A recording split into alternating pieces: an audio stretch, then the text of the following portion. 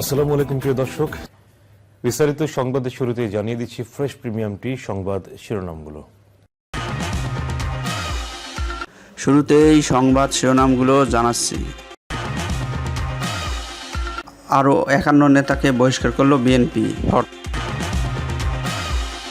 সাপেক্ষে জিএসপি সুবিধা ফিরিয়ে দিতে চায় যুক্তরাষ্ট্র। জনগণ আওয়ামী লীগের কারণে পানির ন্যায্য হিস্সা থেকে বঞ্চিত বলছেন মির্জা ফখরুল ইসলাম আলমগীর।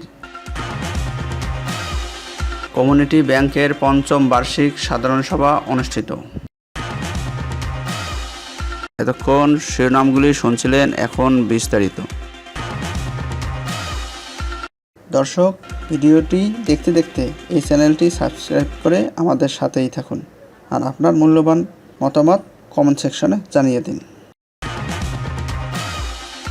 এবার উপজেলা পরিষদের ৩য় ধাপের নির্বাচনে অংশ নেওয়া ৫১ জনকে বহিষ্কার করেছে বিএনপি। বুধবার বিকেলে গণমাধ্যমে বিজ্ঞপ্তি পাঠিয়ে বহিষ্কৃত নেতাদের নাম ও পদবি প্রকাশ করা হয়। একই কারণে এর আগে ২ ধাপে দল থেকে ১৪১ জনকে বহিষ্কার করা হয়েছিল। সব মিলে এবারে ৬ষ্ঠ উপজেলা পরিষদ নির্বাচনের ৩য় ধাপে এখন পর্যন্ত ১৯২ জন নেতাকে বহিষ্কার করল বিএনপি। বিএনপির জ্যেষ্ঠ যুগ্ম মহাসচিব রুহুল কবির রিজভীর নামে পাঠানো বিজ্ঞপ্তিতে বলা হয়, দলীয় সিদ্ধান্ত অমান্য করে নির্বাচনে অংশ নেওয়ায় গঠনতন্ত্র মোতাবেক বিএনপির প্রাথমিক সদস্য পদ সহ সব পদ থেকে তাদের বহিষ্কার করা হয়েছে। বহিষ্কৃত নেতাদের মধ্যে ১৭ জন চেয়ারম্যান পদে, ২৫ জন ভাইস চেয়ারম্যান পদে এবং ৯ জন মহিলা ভাইস চেয়ারম্যান পদে প্রার্থী রয়েছেন। বাংলাদেশের সঙ্গে সম্পর্ক আরও এগিয়ে নিতে মার্কিন সহকারী পররাষ্ট্রমন্ত্রী ডোনাল্ড লুর সঙ্গে আলোচনা অত্যন্ত ফলপ্রসূ হয়েছে বলে জানিয়েছেন পররাষ্ট্রমন্ত্রী ডক্টর হাসান মাহমুদ। তিনি বলেন, ডোনাল্ড লু বলেছেন, আগে যে জিএসপি সুবিধা পেতাম সেটি তারা ফিরিয়ে দিতে চায়। সেজন্য আমাদের লেবার পলিসিটা একটু রিভিউ করতে হবে। যেটি আমরা রিভিউ করেছি সেটি নিয়ে গতকাল আইনমন্ত্রীর সঙ্গে তার বিস্তারিত আলোচনা হয়েছে। বুধবার দুপুরে রাজধানীর সেগুনবাগিচায় পররাষ্ট্র মন্ত্রণালয়ে পররাষ্ট্রমন্ত্রীর সঙ্গে সাক্ষাৎ করেন দুদিনের বাংলাদেশ সফরে আসা যুক্তরাষ্ট্রের স্টেট ডিপার্টমেন্টের south and central Asian air force ব্যুরোর assistant secretary Donald Lu. Awami League সরকারের কারণে এদেশের জনগণ পানির ন্যায্য হিস্সা থেকে বঞ্চিত বলে অভিযোগ করেছেন বিএনপির মহাসচিব মির্জা ফখরুল ইসলাম আলমগীর। তিনি বলেন, ভারতের গঙ্গা নদীর ফারাক্কা পয়েন্টে বাঁধ নির্মাণ করে অভিন্ন নদীর পানি একতরফা প্রত্যাহার শুরু করা হয়, যার ফলে বাংলাদেশের উত্তর পশ্চিম অঞ্চলে আজ প্রায় মরুভূমিতে পরিণত হয়েছে। ওই এলাকায় পানিসহ নানাবিধ প্রাকৃতিক ভারসাম্যহীনতা দেখা দিয়েছে।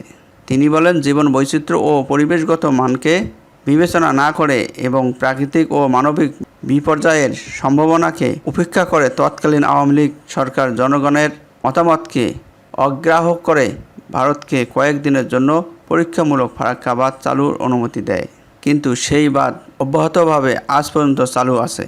এই বাঁধ এখন মরণ ফাঁদে পরিণত হয়েছে। তৎকালীন আওয়ামী লীগ সরকারের কারণে এদেশের জনগণ পানির ন্যায্য ইচ্ছা থেকে বঞ্চিত। কমিউনিটি ব্যাংকের বাংলাদেশ পিএলসির ৫ম বার্ষিক সাধারণ সভা বুধবার ১৫ মে ২০২৪ পুলিশ হেডকোয়ার্টার্স ঢাকায় অনুষ্ঠিত হয়। সভায় সভাপতিত্ব করেন inspector general of police Bangladesh ও কমিউনিটি ব্যাংকের চেয়ারম্যান জনাব চৌধুরী আবদুল্লাহ আল মামুন পিপিএম। সভায় ব্যাংকের ২০২৩ সালের নিরীক্ষিত আর্থিক বিবরণী সর্বসম্মতিক্রমে গৃহীত হয় এবং শেয়ার হোল্ডারদের জন্য নগদ 10.40% হারে লভ্যাংশ প্রদানের অনুমোদন দেওয়া হয়।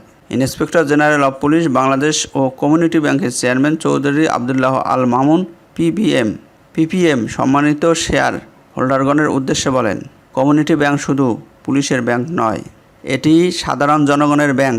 কমিউনিটি ভিত্তিক প্রত্যেক শ্রেণীর পেশার মানুষের জন্য উদ্ভাবনী ও যুগোপযোগী স্মার্ট ব্যাংকিং সেবা চালুর মাধ্যমে কমিউনিটি ব্যাংকের উন্নয়ন ও অগ্রযাত্রা অব্যাহত থাকবে বলে তিনি আশা প্রকাশ করেন।